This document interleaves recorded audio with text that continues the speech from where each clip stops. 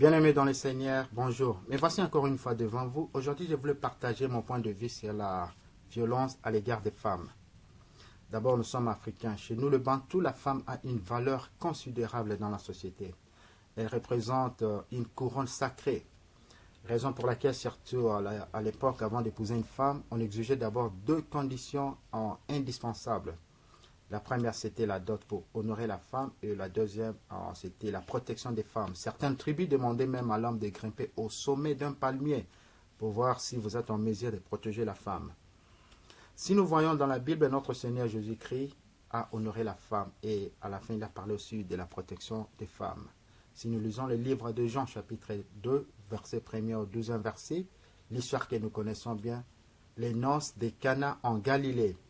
Marie était là, Jésus aussi était là, mais comme le vin venait en manquer, Marie n'a pas consulté quelqu'un d'autre pour demander peut-être où est-ce qu'on peut acheter le vin.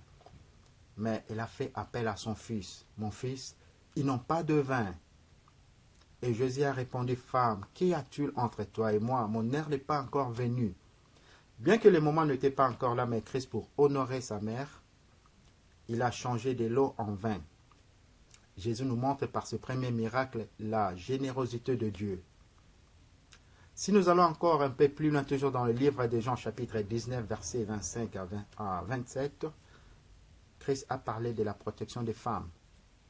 Jésus était sur la croix et il a dit à Jean, « Voici ta mère. » Mon frère, posons-nous un peu la question, puisque Jean savait déjà que Marie était aussi sa mère, puisqu'elle était la mère de son maître. Mais Christ a dit, « Voici ta mère. » Dans l'interprétation spirituelle de cette citation, c'est d'abord « Protège ta mère, prends soin de ta mère. » Donc Christ a laissé sa mère entre les bonnes mains, là où elle pouvait être bien protégée. Puisque nous parlons de la violence à l'égard des femmes, aujourd'hui nous tous nous déplorons cette situation, mais que nous ne corrigeons toujours pas, puisque quand nous maltraitons nos mamans, nous maltraitons nos femmes, nos sœurs, nous sommes justement comme ces gens qui maltraitent nos sœurs à l'est de la RDC ou partout en Afrique. Vous verrez un frère qui est chrétien, puisque son pasteur lui a dit que sa mère est sorcière, il va mettre sa mère à la porte. Il va complètement abandonner sa mère.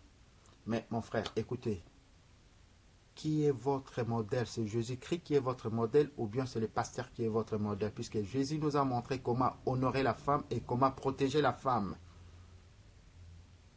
Allez-y comprendre quelque part, vous verrez surtout nos frères qui sont nos frères de la diaspora.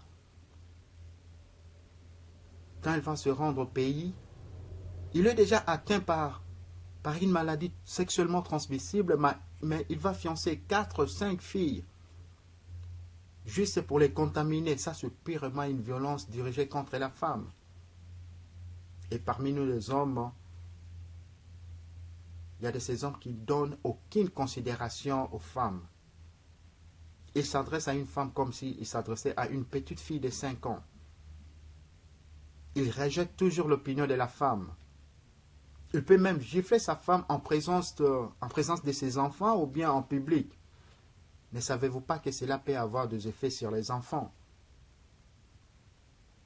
Jusqu'à quand la femme va continuer à se lamenter à cause de l'abus sexuel ou bien de la maltraitance? Ne savez-vous pas que la lamentation d'une femme peut causer une malédiction?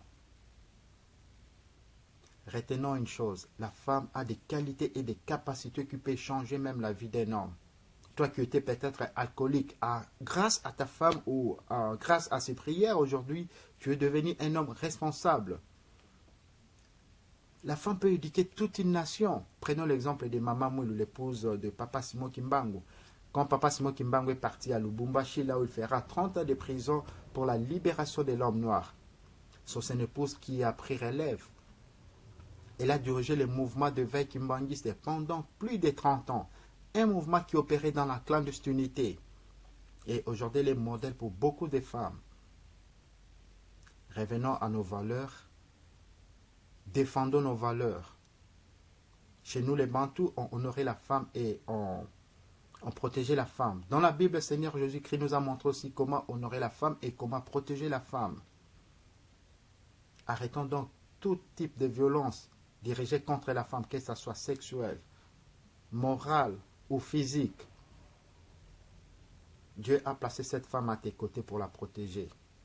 Que le bon Dieu vous bénisse.